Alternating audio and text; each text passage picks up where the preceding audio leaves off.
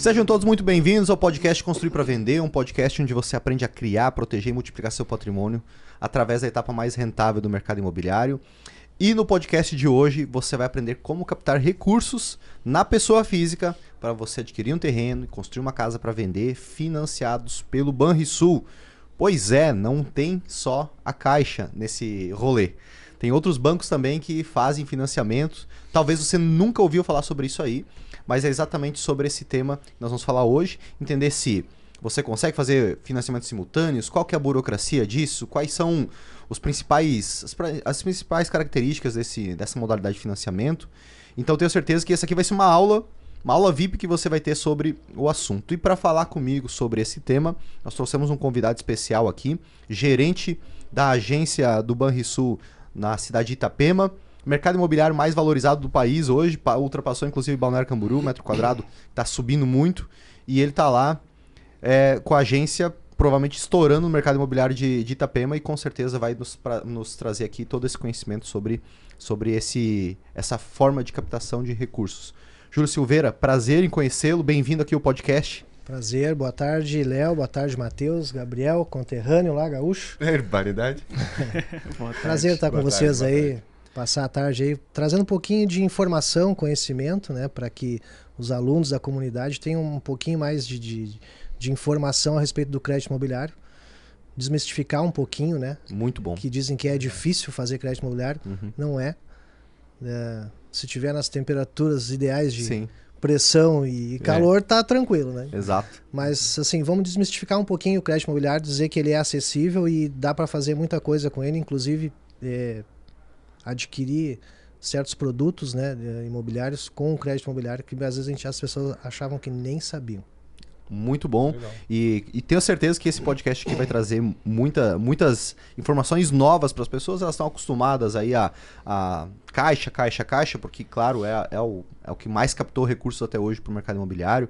Ainda lidera esse mercado, mas tem muita gente entrando aí nesse páreo para disputar espaço, porque é um mercado gigantesco. O Banrisul é um deles. A gente vai aprender aí com o Júlio hoje sobre como que funciona. E além do Júlio, está aqui também dois comentaristas da Globo. Comentorados. Né? Comentados da Globo. Matheus Saldanha, Gabriel Cervo, como vocês estão? Tudo bem com vocês? Boa tarde. Muito bem, graças a Deus. Olha aí, agora ele tem espanhol também, cara. Poliglota, né, rapaziada? Pois é, né, cara? Do nada. Ele é famoso pelo inglês já, agora vai trazer... Pô, cara, você é muito versátil. Boa tarde, Léo. Boa tarde, Júlio. Matheus, vai ser um prazer, realmente. Matheus, cara, é um sotaque diferenciado seu, né, cara? Diferenciado, cara. Eu falo, né? Morar em muitos lugares dá nisso, entendeu? Muito bom, muito bom. Viajado, vivido. Galera, eu tô vermelho, mas de um jeito, mas hoje foi porque peguei sol, não por alergia, né? O Vini não vai ter como resolver essa vermelhidão do Léo, paciência, né? Mas o ponto é, a gente falar hoje sobre as modalidades que o Banrisul tem para você que está querendo fazer financiamento na pessoa física, até na pessoa jurídica também, dar uma pincelada sobre esse tema, mas adentrar principalmente na pessoa física, que é, Júlio, o principal objetivo pelo qual os membros da comunidade Domus e as pessoas que nos acompanham buscam, assistem, ouvem o canal aqui. E só para contextualizar, antes de fazer algumas perguntas para o Júlio, ontem mesmo, a gente tem uma parceria com a Caixa, uma parceria muito boa, né? A gente honra essa parceria que a Caixa nos abriu para os nossos alunos, para os nossos mentorados também. Mas a gente sabe que não dá para colocar todos os nossos ovinhos na mesma cesta, né? A gente tem que ter outros parceiros para recursos, para captação e isso... Como a gente fica, às vezes, à mercê somente de uma forma de captação, a gente fica exposto a um risco desnecessário. Sendo que a captação, a fonte dos recursos, ela vem do mesmo lugar para todos os bancos, né? Então é importante você entender como se faz para criar um relacionamento com outros bancos, justamente para você não ficar exposto a apenas uma fonte de recursos, né? E antes de a gente entrar na parte técnica mesmo, Júlio, eu gostaria que você apresentasse para o pessoal aí um pouco do panorama da sua carreira dentro do ramo bancário, do mercado imobiliário, para que as pessoas conheçam um pouco mais você. Vamos lá, então.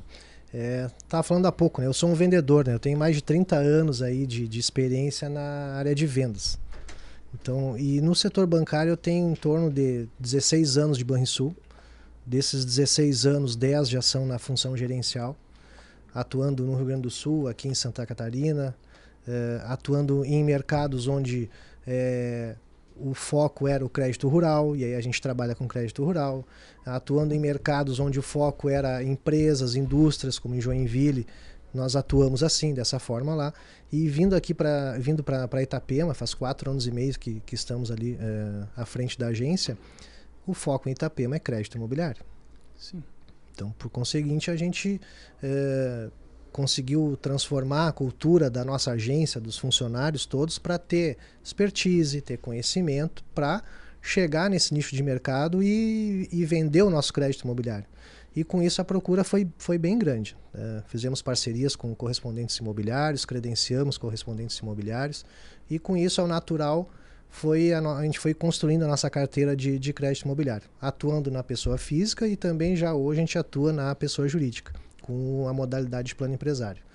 Que a gente também está tentando mudar essa cultura, né, na cidade, para que o construtor deixe de usar o seu recurso próprio, que muitas vezes ele gosta de usar, mas também ele pode usar o capital do banco, que é um recurso que ele pode utilizar, não se descapitalizar e aí poder até alavancar as suas obras, né, com mais recursos disponível para aumentar a sua velocidade de construção. Com certeza. A gente comenta aqui que tanto o incorporador, pessoa jurídica, quanto o investidor, pessoa física que está no ramo da incorporação, ou eles têm vaidade, ou eles têm simplesmente não conhecem o mercado sobre captação de recursos. Porque a gente ouve muito dos nossos alunos, dos nossos mentorados, até de incorporadores da região, eles falam assim, não, eu só construo com recursos próprios. Se eu não tiver, eu não construo.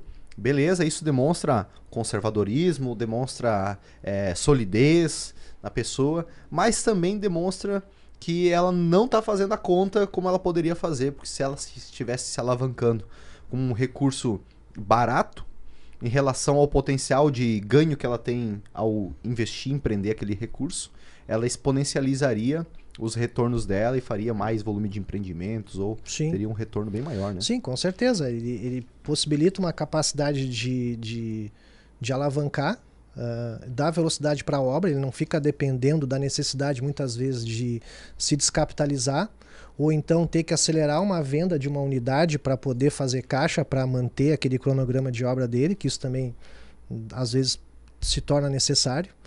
E não faz sentido, se eu tenho dinheiro para construir e eu posso pegar recurso em banco, não faz sentido eu tirar um dinheiro de uma aplicação que pode estar rendendo 12%, 13% ao ano, se eu posso pegar um recurso a 10%, 10,5%, entendeu?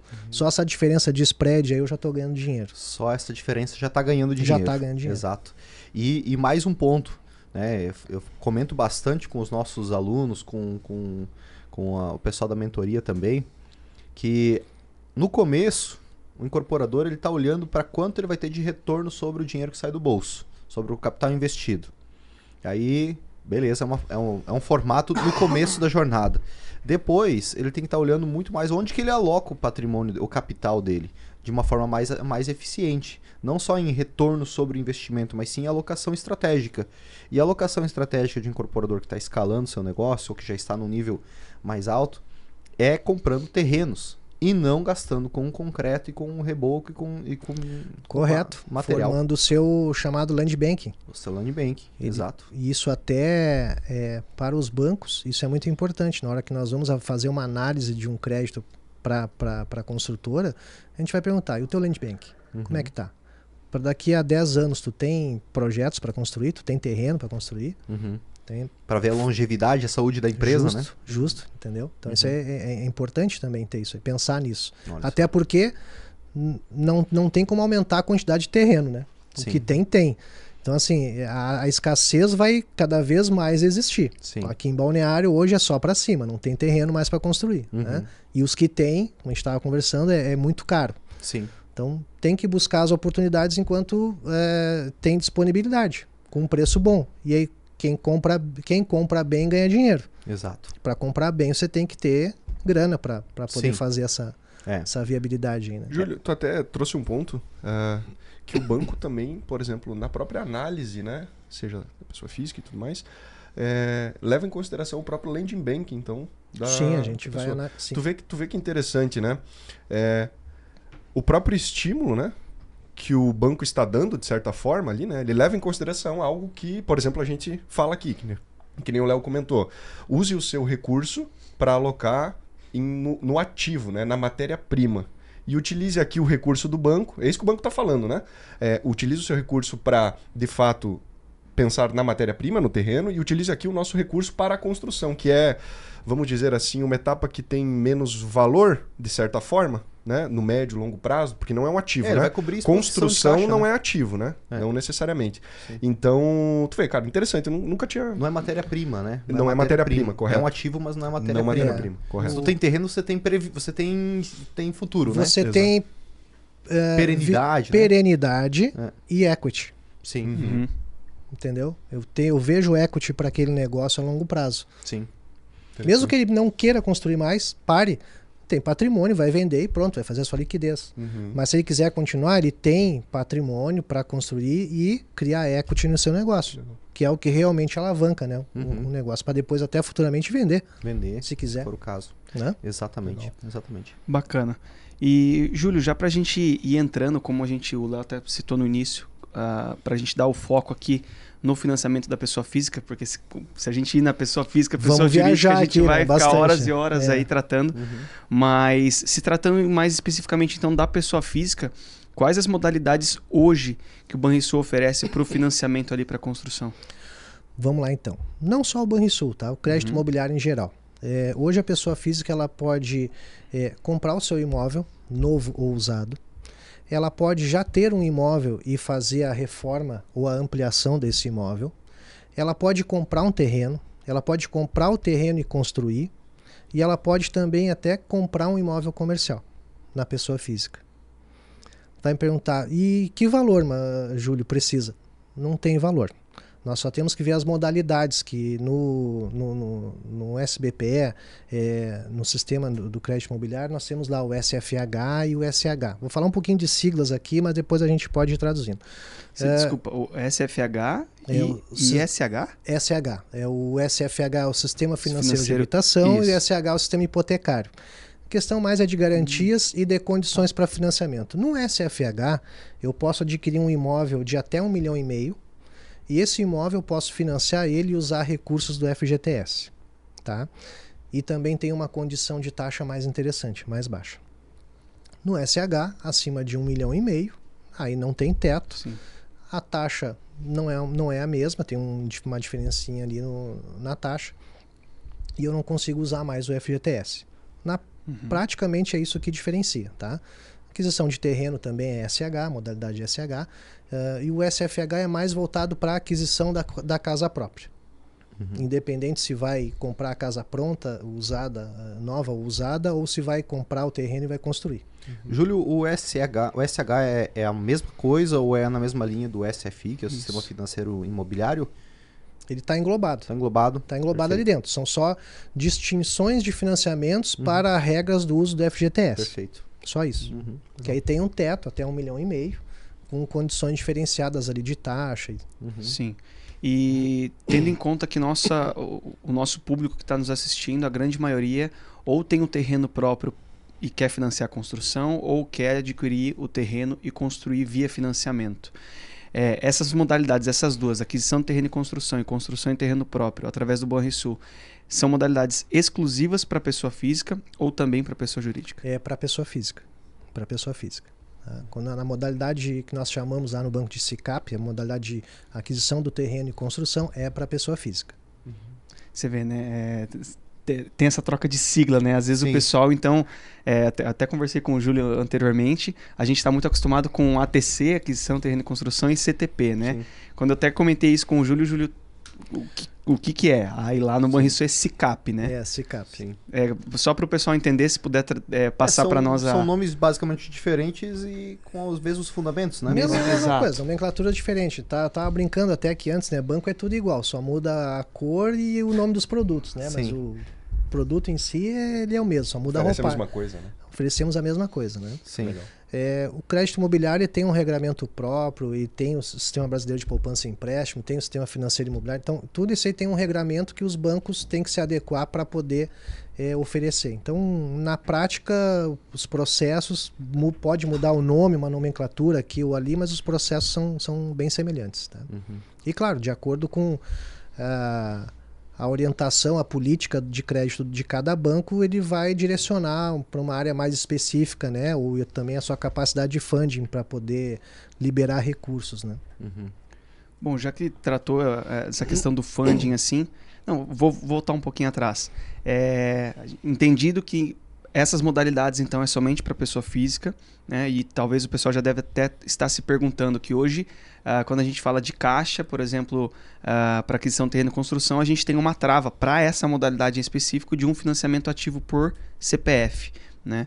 No Banrisul, se eu for adquirir um terreno e construir, eu tenho essa trava também de um financiamento ativo por CPF, ou eu posso, se eu tenho renda, né, suficiente para poder executar 2, eu consigo? Como é que está hoje? Pode, não há limite. Não há limite. Se a tua capacidade de renda, tu puder contratar 1 ou 2 ou 3 financiamentos simultaneamente, pode contratar.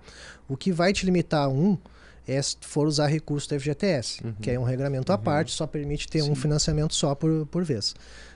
Mas não, se tu tiver capacidade financeira, comprovação de renda, para que aquelas parcelas daquele financiamento caibam lá dentro dos 30%, né, que é a regra geral, tu pode ter mais de um financiamento, não tem problema nenhum. Olha, aí é um game change, hein? Muda totalmente. Aí é um game change. Muda totalmente. O Gabriel já tá com o sorrisão aqui, né? Muda totalmente. Peraí que eu vou ligar pra aqui se endividar mais um pouco. Peraí que eu vou fazer uma ligação aqui, só um minutinho. E tanto a gente poder fazer em dois bancos diferentes, usando o mesmo funding, né? A mesma fonte de recursos, que é do SBPE, FGTS, poupança, como também poder fazer, no caso especificamente do Banrisul, poder fazer mais de um financiamento simultâneo de aquisição de terreno e construção. E isso para nós aqui muda totalmente o jogo, e também para quem estiver ouvindo que deve estar passando por desafios semelhantes, também muda. Eu vou contextualizar o porquê. Um dos nossos investidores, a gente trabalha em parceria com algumas pessoas. O meu CPF ele já está comprometido com financiamento de aquisição de terreno e construção, já está no talo, e agora está vendendo a casa. Então a gente vai buscando outros parceiros para fazer mais casas e dividirmos basicamente o lucro lá na frente. A gente tem um percentual pela gestão do empreendimento, pelo custo da construção, e depois uma participação nos lucros lá na frente. Desses nossos parceiros investidores, que é extremamente alinhado com a gente, está conosco desde 2017, ele está fazendo uma casa com a gente numa faixa de preço de venda de 5 milhões de reais. Então a gente fez uma captação de uns 2.300 com um banco. E esse valor captado, ele correspondeu a pouco menos de 5% do comprometimento de renda dele. Ou seja, a gente consegue fazer mais 5 casas. Nessa proporção, nesse tamanho de casa. Então, para nós, ao invés de a gente buscar 5 parceiros diferentes, ter 5 pontos de contato, de comunicação, e a gente faz com uma pessoa só. Né? Claro que ele vai ter que ter exposição de caixa para cada um dos 20%, vai dar basicamente uma casa, né, no final das contas. Mas ele vai fazer, olha só, ele vai custar para ele uma casa de 3 milhões de reais, basicamente.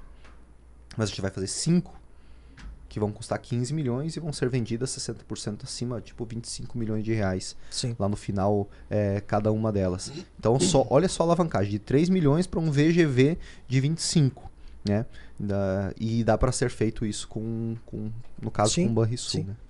A regra geral é essa. Tá? Então, claro que dependendo, cada banco tem a sua política de crédito, então, mas hoje na regra geral é essa. Tu pode, enquanto tu não comprometer 30% da tua renda bruta comprovada, pode ter espaço para incluir a parcela de mais um financiamento, não tem problema nenhum. Inclusive o teto do próprio financiamento no SI não tem esse teto. O valor máximo do financiamento não tem esse teto. No SH? No SH não tem teto. Só no SFH que eu falei que o teto é 1,5 milhão e o valor máximo a financiar é 1.350.000. Legal. Sim. E olha só, essas regras, né, que a gente vê com a Caixa sendo alteradas, elas são tão frequentes porque a Caixa é a maior propulsora ou captadora de recursos da poupança, maior incentivadora de financiamentos imobiliários e porque também é um banco estatal, então tem uma exposição gigantesca, né? Pelo próprio acesso ao crédito de, sei lá, de seguro-desemprego, Bolsa Família, tudo, né? Um distribuidor desses recursos. Então, naturalmente, vai ser um banco onde vai ter mais pessoas aderindo a ele, né? E com isso, mais gente financiando, mesmo que eles tenham mais recurso, chega uma hora que eles estão gastando toda a grana, né? Tem que equalizar também esses recursos, né? Então, assim, a Caixa também, talvez agora com os anúncios do governo falando de retomar, né, com força total Minha Casa Minha Vida, talvez a Caixa também destine uma parte desses recursos para esse nicho de mercado. E aí, daqui a pouco, quem precisa fazer um financiamento de valor maior, talvez não consiga. Sim. Porque os recursos vão ser mais pulverizados para os valores menores do Minha Casa Minha Vida, que eu acredito que vai ter um grande impulso aí nos próximos 2 anos, aí vai ter uma explosão bem grande. Que já está acontecendo, na verdade. Já está acontecendo. Nós já vemos né? movimentos de investidores, de construtores já buscando lotes em várias cidades aí para preparar para construir com Minha Casa Minha Vida. Sim. Com certeza, e vai valer muito a pena. E já está acontecendo isso com a Caixa. Né? Eles já estão priorizando contratos menores ao invés de contratos maiores. Né? A gente já está vendo isso com os nossos próprios alunos e mentorados, né? Então, com isso, um contrato de R$2 milhões, ele fica na mesa porque ele dá lugar a 10 contratos de 200 mil. E aí que entra a possibilidade, a oportunidade de ter conhecimento, saber que os outros bancos também fazem crédito imobiliário. Exatamente. Todos estamos nós, né? Aí eu falo, claro, vou falar pelo Banrisul, vou vender o peixe. O Banrisul hoje tem uma expertise, um know-how, tem experiência na área do crédito imobiliário, além do crédito rural, o crédito imobiliário também, o banco é muito forte. O banco tem funding para financiar crédito imobiliário, pelo perfil do banco, um banco tradicional, um banco estatal, um banco que os seus clientes, os seus investidores são desse perfil mais conservador, eles aplicam em CDB, eles aplicam em poupança, então funding não é problema para o Banrisul hoje para crédito imobiliário. Até tratando ali, a gente falou da questão do CPF, teto de financiamento e tudo. Vamos tratar também um pouco sobre a questão do perfil do empreendimento, né? Hoje, se eu quiser construir no caso, essa modalidade ela é exclusiva para empreendimentos unifamiliares, ou digamos que eu tenho o lote, ou vou adquirir um lote e quero fazer casas geminadas, por exemplo. Eu consigo tomar esse financiamento ou não? Ele é exclusivo para uma casa e uma única matrícula? Isso, é construção individual. É construção individual. Então é uma matrícula, eu vou construir uma unidade residencial ali, né? A gente sabe que tem os construtores que pegam um terreno e vão construir 2, 3 casas geminadas para vender. Aí não tem enquadramento. A não ser que ele faça a divisão das matrículas, individualize e construa, desmembra e aí parte para... Mas ainda assim é muito interessante, porque se eu tenho a possibilidade de desmembrar, no caso, se o plano diretor da prefeitura permite o desmembramento,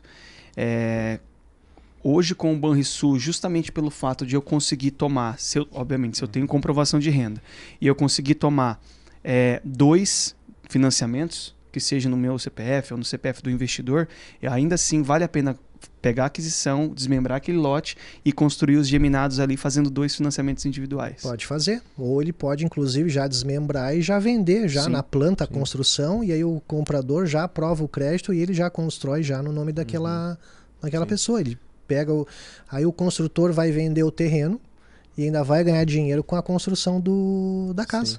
Só fazendo um ponto de atenção aqui, porque às vezes geminado, por ele estar encostado um no outro, ou às vezes até dividindo a mesma parede, pode ser que ele não se enquadre num imóvel individual, porque aí mesmo que tenha matrículas individuais, pode ser que isso também o plano diretor não vai permitir, vai ter aquele regramento de afastamento do recuo, né? Então já não se enquadra, né? Eu digo perfeito, eu digo até geminados pela questão de serem, elas não são coladas, mas elas são fachadas, o pessoal espelhadas, costuma fazer, espelhadas. Né? Mas dá de aplicar essa estratégia com o Banrisul, por exemplo. Então isso para quem da comunidade está nos ouvindo, tava com essa trava, agora provavelmente aí já é uma válvula de escape para você conseguir viabilizar o seu empreendimento nesse formato. Muito bom. Em Júlio, e quanto tempo está levando assim hoje um processo de contratação do financiamento, né? Desde o momento que a pessoa entra com as documentações para comprovar a renda, até que de fato consiga aí assinar o contrato, né? Quanto tempo está, mais ou menos, em média, levando esse processo com o Banrisul, né? A contratação do crédito imobiliário obedece a algumas etapas, que eu estava dizendo para o Matheus. E a primeira delas, que eu acho que é a mais rápida e a que causa maior apreensão, às vezes, para a pessoa, é se vai ter o crédito. O crédito é o mais rápido de aprovar. Eu costumo dizer para os clientes e para as pessoas quando nos procuram que é a fase mais rápida. No momento que eu faço o cadastro e incluo a proposta, eu tenho o crédito aprovado em 2 dias. Beleza, aprovei o crédito. E aí, o que eu vou fazer com o crédito? Bom, você tem 4 meses para ou escolher um imóvel para comprar ou para desenvolver ali o projeto para construir, entendeu? Então você tem a CAR, que nós chamamos, a Carta de Alocação de Recursos, aprovei o crédito, então eu tenho ali aquele período para poder viabilizar. A documentação, no caso de uma aquisição de terreno e construção, envolve alguns processos técnicos, que aí envolve a engenharia do banco, para ver se vai analisar a matrícula do imóvel, vai analisar as negativas, vai analisar o projeto em si, se já tem as licenças, tudo certinho, alvará da prefeitura, todas aquelas licenças que precisam para construir. O cronograma da obra, o orçamento, o material que vai ser empregado na obra, isso aí tudo vai ser analisado. Passou pela engenharia, vai para a contratação já da nossa unidade de crédito imobiliário, que vai pegar toda aquela documentação e vai transformar ela num contrato. Tempo. É muito difícil a gente falar em tempo, porque nós dependemos de alguns fatores que estão extra-banco. A documentação que vai ser apresentada, se aquela matrícula não tem que daqui a pouco fazer algum registro, alguma verbação que está faltando. Depende da documentação. Tá? Também depende das licenças para construção. Então, geralmente um prazo médio aí... O que tem levado no banco ali em Itapema, por exemplo, o pessoal que faz a modalidade de aquisição de terreno. Geralmente, em até 60 dias, a gente pode estar com o contrato já pronto para ser assinado. Tá? Se nesse decorrer de tempo, todas essas etapas aí tiverem o seu andar correto. O cliente fazia a parte dele também, né? Fazia a parte dele principalmente, né? Mas hoje nós contamos com um correspondente imobiliário que nos ajuda muito nessa tarefa. O correspondente hoje, eles agilizam para nós esse processo, orientam o cliente na documentação que precisa recolher. Se tem que fazer alguma regularização junto à prefeitura, também o correspondente com essa experiência ele também faz esse trabalho. Então ajuda bastante. Legal. Né? Bom. Sobre a questão da aprovação do crédito, né? O cliente ele rodou ali os documentos, ele tem esse crédito aprovado, travado aí que ele pode operacionalizar o negócio nesses 4 meses, viabilizar de fato, enfim, assim por diante. Uma coisa importante também é aquela questão da trava da taxa durante esses 4 meses, né? A gente até comentou. Obviamente que agora a gente está num ciclo de queda da taxa, a tendência é que os juros diminua, mas dependendo do cenário, é um ponto muito importante que o Júlio comentou, que nesses 4 meses, quando ele aprova o crédito, durante esses 4 meses, a taxa pelo qual, no momento que ele aprovou, ela permanece, né, Júlio? Nós temos a Carta de Alocação de Recursos, que ela tem essa validade por 4 meses. E a taxa ela tem uma validade também. São em torno de 90 dias eu consigo manter a mesma taxa. Se nós falássemos aí um cenário de um ano atrás, talvez não teríamos esse prazo, porque a gente vinha num período que a Selic estava subindo constantemente. E aí o que os bancos costumam fazer? Eles já precificam essa alta e já trazem uma taxa mais alta, ou ele vai reduzir o prazo de validação dessa taxa para renovar de novo. Nesse momento que estamos agora, a tendência que a gente vinha falando é que a taxa se mantenha ou venha a cair, a Selic. Por conseguinte, a gente vai ter uma manutenção de taxa hoje, atualmente, do crédito imobiliário. Vai cair mais a Selic até o final do ano, vai reduzir a taxa de juros do crédito imobiliário? Não necessariamente. Não necessariamente, porque como ele é uma taxa atrelada à poupança, e a poupança nós temos aquele gatilho até 8,5%, né, da rentabilidade de 6% ao ano, talvez ainda não chegue nesse ano ou no primeiro semestre do ano que vem, ainda numa redução de taxas significativas para o crédito imobiliário. Sim. Tá? Provavelmente o crédito também estava um pouco mais caro, não só pelo spread que o banco tem, em virtude do custo da taxa da poupança versus o quanto que viável para ele. O risco mas do também negócio assumir também. o risco, exatamente. O risco do negócio. E agora o risco diminuiu. Então talvez os bancos tenham competição Sim. em reduzir a taxa só porque o risco tenha diminuído, né? Outra coisa que influencia também é a própria demanda, né? Se não tem muita gente buscando o crédito imobiliário nesse momento, não tem por que os bancos reduzirem taxa para buscar pegar esse mercado. Não tem concorrência, né? Hoje a gente não tem uma demanda acelerada. Por isso também que é um momento muito interessante para comprar terreno, construir, comprar imóvel. Porque assim, ó, se o mercado deu uma esfriada e tem gente querendo vender, e eu tenho dinheiro para pagar à vista com financiamento, eu vou fazer um bom negócio. Eu fiz uma conta esses dias, eu gravei um vídeo para o YouTube, mostrando que hoje é a melhor hora para comprar um imóvel. Mas obviamente que o título para poder funcionar no YouTube é a pior hora para comprar um imóvel. Ele funcionou que foi uma maravilha. A thumb foi boa. Foi boa. Chamou que foi... Não, acho que foi o melhor, né, Vini? É o que tá mais... Vendo bem. É só falar coisa ruim que aparece... Clássico, né, cara? Aparece vindo em todo lado. É o famoso história ruim se espalha rápido. Por isso que o Jornal Nacional funciona até hoje, né, cara? É uma maravilha. Né? Bota uma foto de desespero assim. Não, tem que ver. A foto do Léo, ele faz umas caretas no thumb dele. Se é uma boa notícia, esquece, meu amigo. É. E eu falei exatamente isso que você comentou, Júlio. Eu falei assim, ó, supondo que você tenha aí uma oportunidade de adquirir casa própria hoje a R$1 milhão. Né? R$1 milhão a casa. Neste momento, com uma taxa de juros alta, e com um certo ainda pessimismo no mercado, assim, né? A coisa não vai... As pessoas tendem a fazer o quê? Não, eu vou esperar para ver o que vai acontecer com a economia. Eu vou esperar quando a taxa de juros baixar. Então, ou seja, tem menos pessoas querendo tomar crédito, tomar risco. Mas tem lá o imóvel e algumas pessoas que estão querendo vender esse imóvel de R$1 milhão, elas estão precisando vender.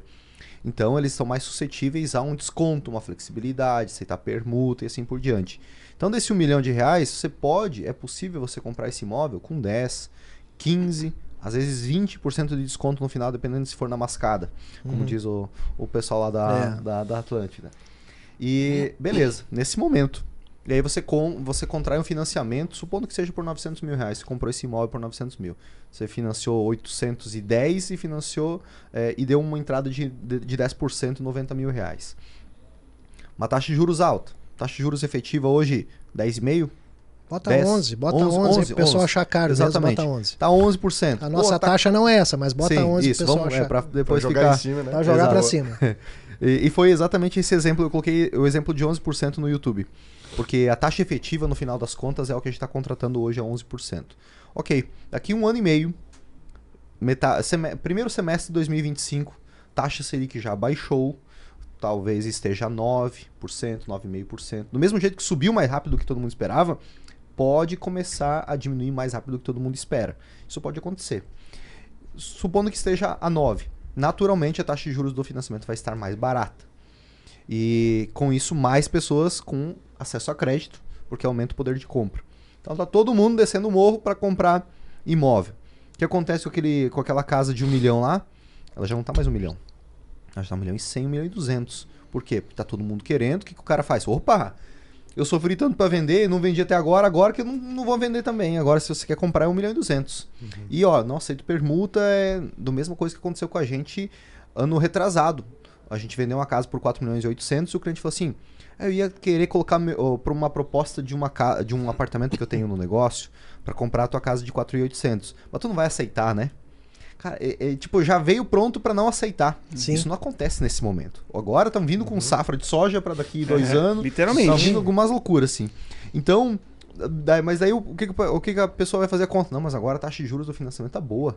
Então eu vou fazer o financiamento. E ela vai comprar esse imóvel a R$1.200.000. Ela teve uma diferença aí de R$300 mil, sendo que ela poderia lá na frente comprar agora a 900 e daqui 1 ano e meio, 2 anos, fazer uma portabilidade do financiamento. E a gente não está nem colocando aí um fator que é a valorização do mercado. Se eu falar só de Itapema, que valorizou esse ano os imóveis em 12%, aí é outro valor, né? Então, estou contraindo um empréstimo que eu vou pagar lá 11% ao ano, mas o imóvel que eu comprei já está valendo 12% a mais. Só aí já se justifica, né? É.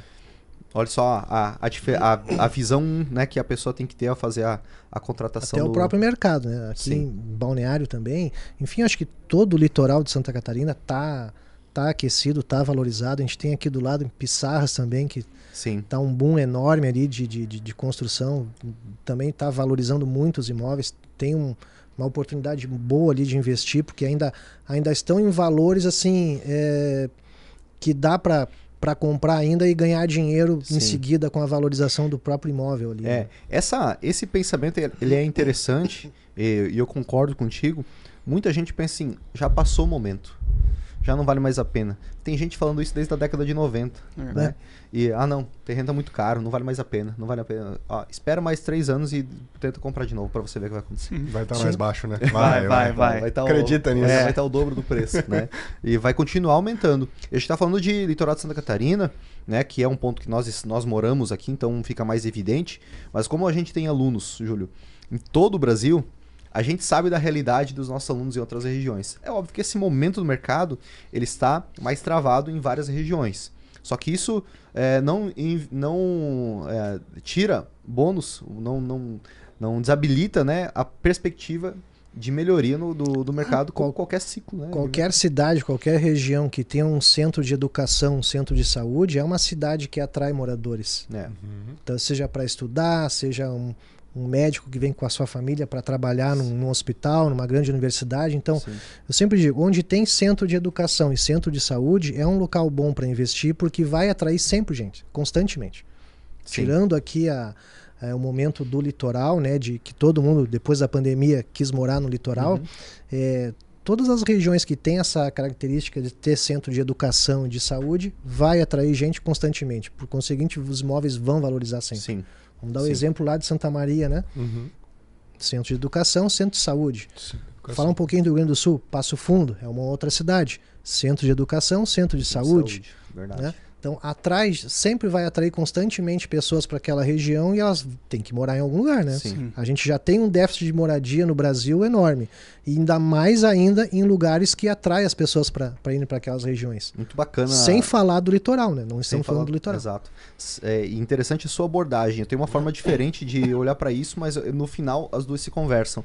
Eu falo muito pro pessoal assim, se você vê uma região que está expandindo, vai investir lá. Essa é a regra básica. Se você vê uma região que ela está regredindo, as pessoas estão saindo, evite, porque ela tende a estabilizar os preços ou não exponencializar tão rápido quanto. A gente está falando em regiões do agro. Sinop, lembrei de Sinop agora, que tem parentes meus que empreendem lá no ramo de seguro para logística, né? Seguro para frota de caminhões, uma cooperativa. Pessoal, é um respingo do agro. O seguro para frota de caminhões é um respingo do dono da fazenda. Então não é só o dono da fazenda que ganha nessa região.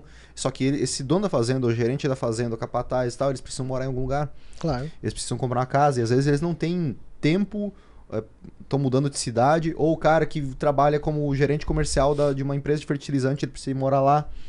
Todo o mercado cresce em regiões que estão expandindo, seja pelo agro, seja pelo turismo, seja pela indústria, né? Sim. São regiões quentes. É aquilo que a gente tanto fala, né, e brinca, de um local pujante. Sim. Né? Tem as localidades, por exemplo, bem como o Júlio falou, por exemplo, Santa Maria. Santa Maria não é um local que tem uma indústria instalada. A educação é forte. Mas aí entra até uma etapa que a gente, enfim, faz no próprio método Domus, né? Etapa 1, analisar o produto qual vai ser instalado. Eu, por exemplo, se fosse incorporar lá na cidade, em Santa Maria, talvez eu não focasse no alto padrão. Mas para, por exemplo, apartamentos, kitnets para estudante, cara, assim... Liquidez imediata, né? Gente do céu, ainda perto da universidade, que tem locais, tem terrenos ainda, é liquidez imediata. Né? Então, você entender, né, qual o tipo de produto enquadrar em cada uma dessas localidades. Né? Exato. Muito bom. A gente estava pegando o gancho aqui também, como a gente já estava falando de taxa, o Léo falou de 11%, vamos falar então hoje, quanto é que está aí a taxa, os juros efetivos aí do financiamento no Banrisul? Em média, né? Em média. Eu vou trazer a nossa melhor taxa aqui hoje para aquisição de um imóvel no banco. Hoje nós temos taxas a partir de 9,79.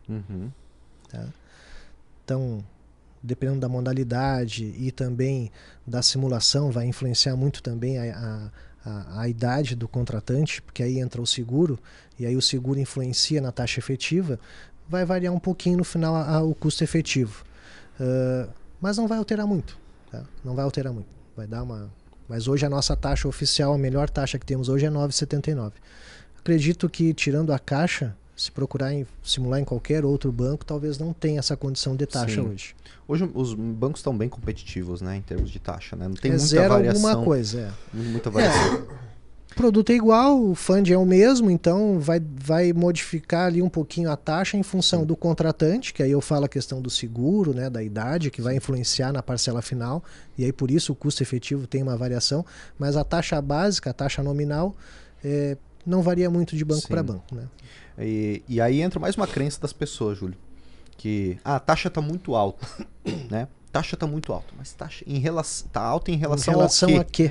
Né? O que é o alto? Porque eu acho incrível esse pensamento, mas agora eu tô ficando um pouco mais maduro, eu já não fico mais pistola com esse tipo de situação. Fala assim, tá tudo bem, cara. O cara só não gastou 5 minutos, 10 minutos dele para ele questionar, tá, mas eu fiz uma análise em relação a isso para eu poder dizer assim, a taxa está alta. Porque geralmente isso só vem, é só uma forma de se esquivar de qualquer coisa, né? Depende do ponto de vista, né? Exato. Vamos falar uma taxa de 10%. Se eu tenho hoje uma taxa de um financiamento de 10% e comparar ele com a poupança que me paga 6%, é uma taxa alta. Mas se eu tenho um dinheiro que está aplicado um CDB, que está me pagando 100% do DI, em torno de 13% ao ano, 10% já é baixo. Então depende da referência que você usa para analisar se a taxa é alta ou baixa. Sim. Né? E também o que essa pessoa vai fazer com essa grana. Com esse finalidade, dinheiro, né? Claro. Porque adquirir a casa própria. Em todos eles faz muito sentido ainda assim fazer o próprio investimento, né? Fazer a captação do recurso, mas principalmente faz muito sentido no caso de quem vai construir o imóvel para vender.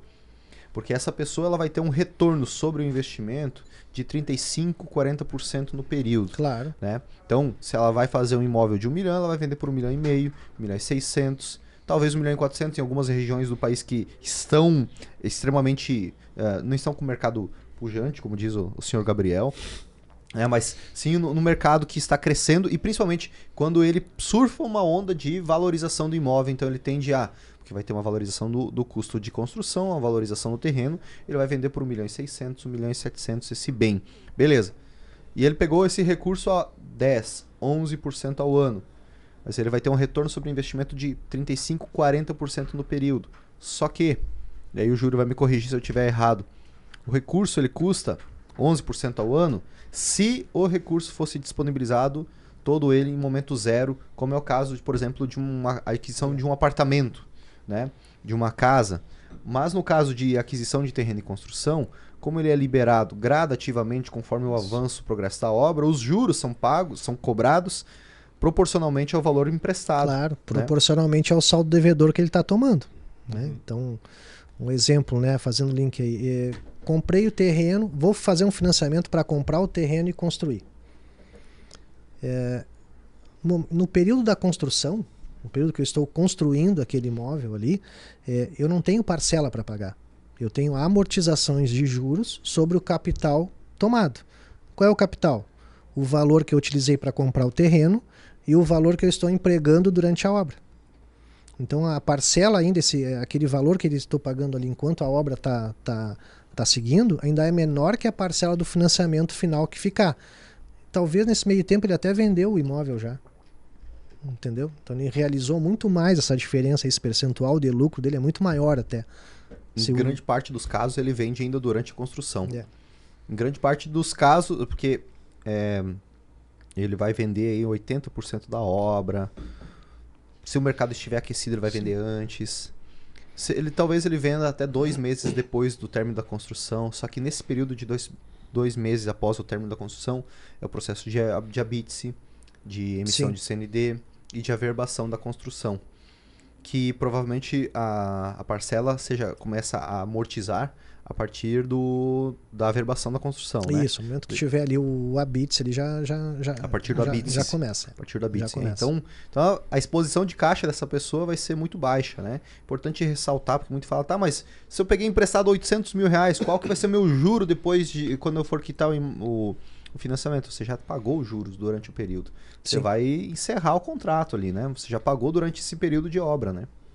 Vai amortizando enquanto aquele recurso que ele está usando para Então, assim, é vantajoso esse caso, assim, de comprar o terreno e construir, depois realizar a venda dele. Tem o banco, infelizmente, não participa desse lucro. Sim, não. E sobre ainda nessa modalidade, como a gente está nesse ponto da questão de comprar terreno, o Banrisul, na aquisição de terreno e construção, ele entra quitando 100% do valor do terreno ou não, e já mais um gancho também, a alíquota de financiamento nessa modalidade, eu não sei se a gente chegou a falar no início, se falou, me perdoa, acabou que passou, o Banrisul ele financia até 80% do custo global da construção, 70%, como é que é também essa alíquota? 80% do terreno, da aquisição, e 80% da obra. Perfeito. São valores diferentes. Então, daqui a pouco eu posso empregar mais financiamento para adquirir o terreno e a minha obra não vai custar tanto. Sim. Ou eu já tenho o terreno e financio só a construção, ou eu financio só, eu já paguei uma parte do terreno. Eu não preciso financiar todo o valor do terreno, financio uma parte só do terreno. Então é 80% das duas situações, terreno e mais a obra. E no caso, se o terreno já estiver aferpado, escriturado no nome do Matheus, ele consegue financiar? Sim, financia só a construção. Ele financia com qual percentual? 80%. 80%. Os 80%, por isso que é 80% do terreno, 80% da obra. Sim. Até 80%. Se eu tenho um terreno no meu nome, só que eu não tenho a comprovação de renda, o Léo é meu parceiro, ele tem comprovação de renda. A gente quer entrar nesse negócio. Agora começou as mutretas. Começou as dúvidas dos nossos alunos. Eu consigo puxar, esticar aqui e fazer um Frankenstein. Esse você precisa ser... Não, né? Ele tem que estar na matrícula comigo ou não? Vamos pensar assim. O Léo vai ter que adquirir de ti esse terreno. Certo. Vai fazer uma negociação. O crédito imobiliário é para isso, é para tu adquirir um bem. Vai comprar. Então, se o imóvel é teu, tá no teu nome, o financiamento vai sair no nome dele. Ele vai comprar esse imóvel. Se tu vai rachar a parcela com ele depois, pagar ou não quiser pagar, é um problema de vocês, mas na contratação vai ocorrer, o Léo ele vai ter que comprovar a renda dele para comprar esse terreno e construir, entendeu? Então segue a mesma modalidade, pessoal. Se for fazer isso, ou inclui na matrícula ou entra aquisição de terreno e construção. Talvez, eu acho que eu nem entendi. Vamos falar de uma... Ele queria dividir O terreno tá em nome do Matheus, só que ele tá sem score lá no banco. Já gastou todos os pila, mas tem um terreno quitado. Exato. E eu tô com o CPF lisinho. E eu consigo fazer a contratação do financiamento para 80% da construção. Tem renda para financiar. Tenho beleza. Renda. Tu vai ter que comprar esse terreno, fazer uma transação mas ele quer estar no meio do rolo junto comigo. Então, os dois no financiamento. Aí tem algumas particularidades, tá? Que é interessante colocar. Alguns bancos aceitam duas pessoas que não têm nenhum vínculo de parentesco, grau de parentesco, para financiar. Estão ficando. Estão ficando. Então, assim, existem alguns bancos que conseguem fazer esse financiamento. Outros não. Um exemplo, vou falar do Banrisul. Banrisul, hoje eu consigo fazer um financiamento com a minha esposa, ou com o marido, com o companheiro, a companheira. União homoafetiva, pode ser. O pai ou a mãe viúvo com um filho único, ele pode também contrair um financiamento entre os dois, juntando a renda dos dois. Tá? Um pai ou a mãe viúvo, junto com um dos filhos, ele tem mais de um filho, ele pode adquirir um imóvel também com financiamento, desde que os outros herdeiros assinem um documento abrindo mão daquele imóvel. Isso é possível. Tem outros bancos, e aí eu não sei te dizer quais, mas já ouvi falar, que já aceitam esse tipo de condição. Duas pessoas que não têm nenhum grau de parentesco, nenhuma relação, comprarem juntos o imóvel, serem os dois compradores. Então o Banrisul ele não aceita tem que ser parente, então. Isso. Então cada banco, por isso que eu estava falando antes, cada banco tem uma política de crédito, de análise para uma modalidade de financiamento. Tá? Então aí teria que fazer seria interessante fazer uma pesquisa, para ver essa situação. Ou vocês vão ter que casar. Não vai ter. Resumindo, né, Gabriel? Vão ter que casar. Só vamos avisar as excelentíssimas aí. Muito bom. É flexível, tem essas possibilidades, então, com o Banrisul. Tem algumas similaridades com os outros bancos, o que isso é muito bom para quem está fazendo a contratação do financiamento, porque as regras não são muito discrepantes de um banco para outro. Isso traz até uma certa tranquilidade, né? Porque as pessoas têm uma crença outra crença também da burocracia de um financiamento, né? E nós entendemos que organizar uma documentação para que todo mundo fique seguro e fique claro faz parte do jogo, e burocracia, e pior do que burocracia é não ter dinheiro na conta e não conseguir construir patrimônio. Isso é pior. Então você tem que juntar uns documentos. Qual que é o problema para conseguir um crédito barato, né? O interessante disso, essa colocação, né? O pessoal fala em burocracia, mas hoje a coisa mais segura que tem é comprar um imóvel via crédito imobiliário. Tu não vai te incomodar no futuro. Imagina tu comprar um imóvel que tu vai financiar direto com a pessoa, ou comprar de uma construtora ou de uma pessoa física, e tu não vai financiar. Mas tu foi lá e fez um contratinho de gaveta com ele, foram no cartório, comprou e tudo. Passado alguns anos, aquela pessoa tinha alguma dívida, algum processo, alguma coisa, e aquele imóvel é penhorado. E anula aquela compra que ele fez, entendeu? Não foi verificado isso. Na contratação do crédito imobiliário, essa documentação, essa burocracia que nós falamos, justamente isso é feito para que ele não tenha incomodação no futuro, para que o banco não perca aquela garantia no futuro. Então todas as negativas de ônus, todas as negativas do imóvel, da pessoa que está vendendo, são pedidas para isso mesmo, para dar essa segurança jurídica para o banco que está pegando essa garantia, está emprestando um dinheiro e está pegando esse imóvel em garantia, e para quem está comprando é muito mais tranquilo. Outra coisa, o seguro de vida que a pessoa vai contratar junto com o financiamento. É o seguro mais barato que tem. Se você hoje for fazer uma apólice de seguro de vida individual, uma pessoa com uma idade média de 40 anos, ela vai pagar um valor muito maior do que o valor que ela vai pagar ali dentro da prestação dela por um seguro de vida, que é o valor do imóvel, de 1 milhão, de 2 milhões que ela está contratando. Não existe prêmio de seguro de vida de 1 milhão, 2 milhões, que ele vai pagar menos de 2, 3 mil reais de parcela. Sim.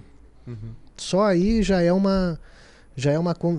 mais uma facilidade, mais uma vantagem de contratar um crédito imobiliário por só essas duas condições que eu estou trazendo aqui. Tá? Perfeito. Já ficou barato a taxa, tá? Sim. Só nesse argumento aí que eu trouxe. Vou trazer mais uma. Ainda no detalhamento na questão do terreno. Só para que fique claro, tá, para o pessoal, ainda naquele assunto do terreno, se eu vou contratar construção em terreno próprio, esse terreno ele tem que estar quitado em meu nome. Ok, beleza.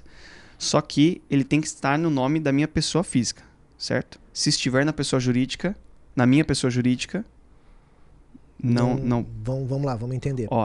Eu tenho terreno, só que ele está na minha PJ. Na tua PJ. E não na minha PF. E tu quer fazer o crédito imobiliário na pessoa física. Exato. Vai ter que transferir para a tua pessoa física. Simples assim. Isso. Só para que fique claro, porque isso vem muito também. Pessoal, não, mas eu tenho, tá quitado, tá na minha PJ e... Não tem como. Tem que fazer transferência. O crédito vai contrair na pessoa física. Correto. Por conseguinte, a garantia, a matrícula tem que estar transferida, tem que estar averbado naquela matrícula que agora a propriedade está na tua pessoa física.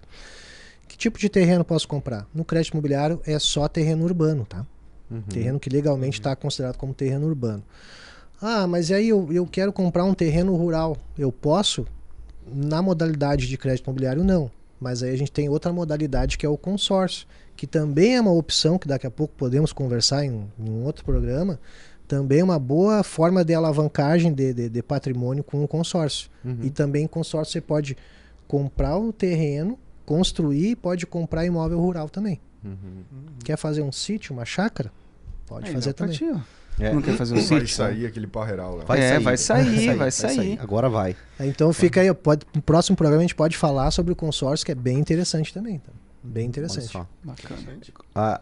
Consórcio, eu sou uma das pessoas que tem um pré-conceito. Pré-conceito. Exato. Mas eu sou daquelas pessoas que eu quero ouvir justamente para mudar esse preconceito. Porque tem gente que já cria um asco, né? Eu também. É que tinha aquele costume quando tu ia no banco lá para fazer alguma coisa, o funcionário do banco, o gerente ia lá, você tem que fazer um consórcio comigo. Aí tu comprava a goela abaixo para ter um produto, tá?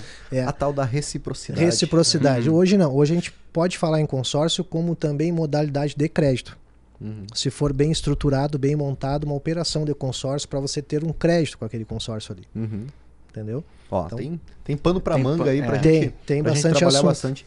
Consórcio é um deles. E unindo esses dois temas, puxando esse ponto aí que o Matheus trouxe do terreno na PJ, saindo do programa de aquisição de um terreno e da construção dele, a gente tem alguns bancos que hoje estão oferecendo modalidade de home equity, que é você alienar um terreno e fazer o financiamento um certo financiamento da construção do empreendimento. Por exemplo, uma casa, né? Num condomínio fechado, um terreno, já está quitado o terreno, tem a possibilidade de fazer um financiamento daquela construção. Tem, através do Banrisul, alguma modalidade de home equity também? Sim, o banco tem. Boa parte dos bancos tem o home equity, que na verdade é uma contratação de empréstimo, um capital de giro com uma garantia de imóvel. Resumindo, é isso. Então você pode colocar um bem, um patrimônio, colocar em garantia e contrair uma operação, um valor aí num determinado prazo e aquele imóvel está em garantia. Sim. Mas nesse caso específico vai um pouco além. Porque eu vou dar um exemplo prático, né? A gente está com um terreno num condomínio fechado, ele deve valer hoje seus R$2 milhões, ele é da empresa, e uma casa ali custaria uns R$4 milhões. E a gente já teve uma sugestão, um convite de fazer um financiamento da construção, através de uma estrutura de home equity, para financiar o valor total dela, ou 90% que seja. Agora é 100%. No começo, né? Era 85%. 85%, agora eles retornaram dizendo, dá para fazer 100%, mudou. Existe, porque está alienando bem o terreno, mas está fazendo o financiamento da construção. Existe essa modalidade nesse caso ou seria uma proporção do valor do imóvel, do terreno? É como eu falei, né? Essa modalidade de empréstimo é um capital de giro.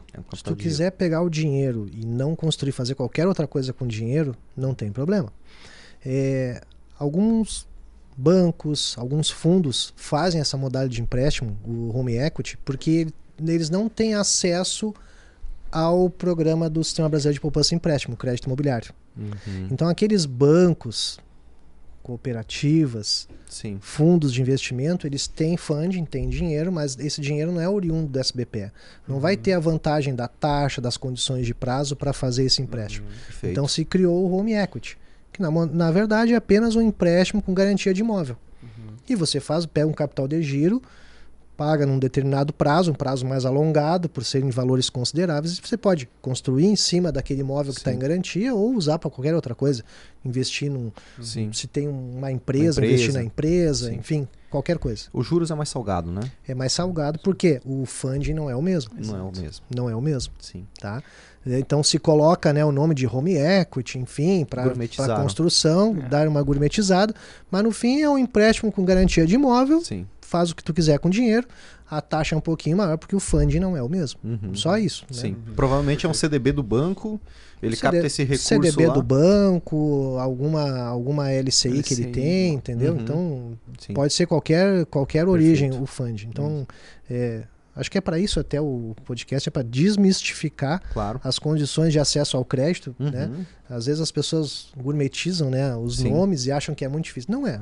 Só tem dois tipos de operação. Né? Você vai botar um bem em garantia e vai pegar um capital de giro do banco, ou vai fazer um crédito imobiliário específico para aquisição de um imóvel, construção, com um funding da poupança.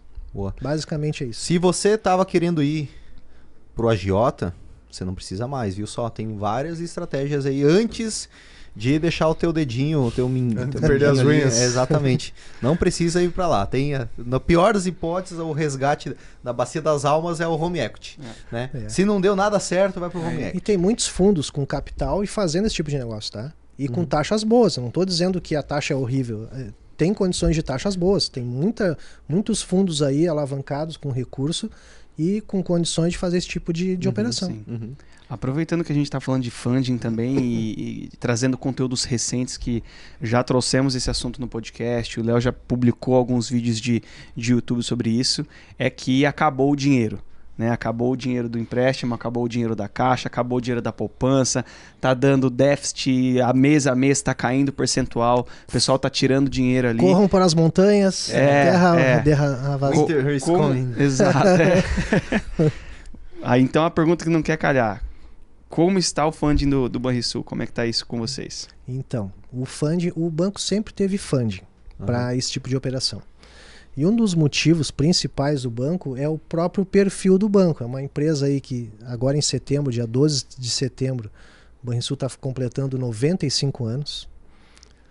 É um banco tradicional, é um banco público, sólido, com uma administração, apesar de ser um banco público, ele tem uma administração muito profissionalizada. A diretoria do banco é composta por pessoas de carreira, pessoas do quadro do banco, pessoas com 30, 40 anos de experiência no mercado bancário, que são submetidas também à avaliação da Assembleia Legislativa, do Banco Central. Então, são pessoas com cacife para estar ali. E por essa tradição, por esse perfil do banco ser um banco tradicional, ele atrai investidores com esse perfil. Investidores tradicionais, que não vão investir em bolsa, não vão investir em fundos alavancados, em papéis assim que não tem, em Bitcoin, por exemplo.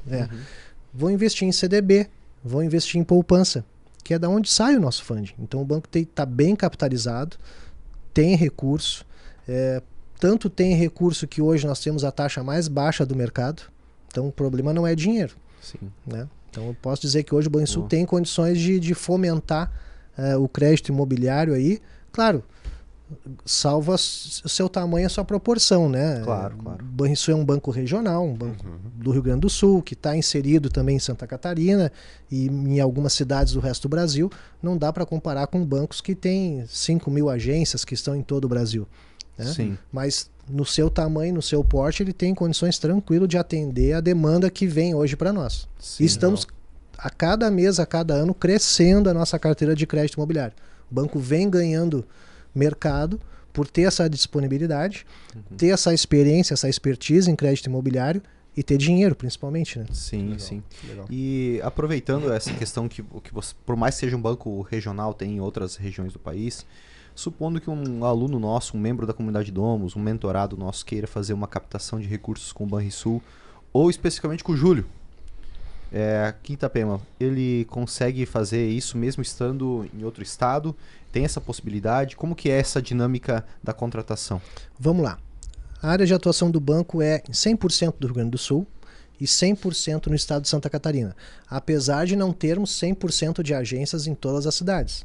Nós temos aqui hoje em Santa Catarina 17 agências, tá? Mas nós atuamos no crédito imobiliário em todo o estado. Então, se quiser financiar um imóvel lá em São Miguel do Oeste, vai falar com a agência mais próxima, mas vai poder financiar aquele imóvel lá, em qualquer cidade. E fora de Santa Catarina e do Rio Grande do Sul.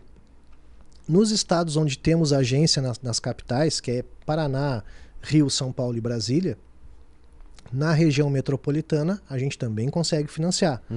Eu consigo comprar um imóvel no Mato Grosso? Vamos para análise. O não a gente não diz de imediato. Vamos analisar. Se o negócio é viável, é possível, vai ser analisado pela unidade competente lá do crédito imobiliário e vai possibilitar se vai financiar ou não. Tá? Mas a princípio, Rio Grande do Sul, Santa Catarina, a gente consegue atuar em todo o estado, independente de ter ou não agência ali. Tá? Boa. E as pessoas conseguem fazer a contratação mesmo não sendo, vamos dizer assim, tem que ser com a agência mais próxima? Ou pode ser com qualquer agência? Pode ser com a sua agência, mesmo estando do outro lado do estado? Pode ser qualquer agência. Nós temos excelentes gerentes em todas as agências aqui em Santa Catarina. Nossos gestores são preparados para atender o crédito imobiliário. Nós temos um foco muito grande dado pela nossa superintendência para o crédito imobiliário. Então a gente tem estrutura, a gente tem pessoas com condições de atender. A maioria das nossas agências aqui tem parceiros correspondentes imobiliários que atuam em várias regiões. Então o correspondente ele pode trazer negócio. Um exemplo lá, falar lá de Joaçaba, lá, que é o meu gerente, meu amigo lá, o Matheus. O Matheus ele pode pegar lá em Curitibanos, captar um negócio lá, o correspondente imobiliário dele lá de Joaçaba captou um negócio lá em Curitibanos e trouxe para a agência dele. Beleza, vai fazer, vai contratar. Da mesma forma, a Iara, lá de Criciúma, gente geral, um abraço, Iara, vai ver esse podcast depois aí. Legal. Ela vai ter um correspondente imobiliário dela, de alguma cidade da região de Criciúma, que vai trazer para ela um negócio e ela vai contratar e vai fazer. É assim que funciona, gente. A gente está aberto para fazer negócios, tá? Muito bom. Então, se você puder deixar teus dados aí de contato, Instagram, redes sociais, TikTok, Snapchat, ou ele vai fazer Dancinha. O Júlio, o Júlio. Vou aprender.